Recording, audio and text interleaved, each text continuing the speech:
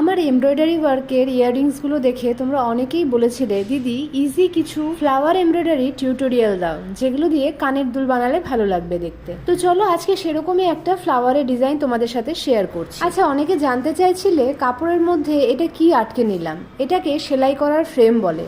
এটা দিয়ে কাপড়টা আটকে নিলে কাপড়টা টান টান থাকে, এতে সেলাই করতেও সুবিধা হয় আর ডিজাইনটা সুন্দরভাবে ফুটেও ওঠে। কাপড় টান টান করে ফ্রেম দিয়ে আটকে না নিলে এমব্রয়ডারির নিচে যে কাপড়টা থাকে সেটা পরে অনেক সময় কোঁচকানো লাগে, যেটাকে কোনোভাবেই সোজা করা সম্ভব হয় না।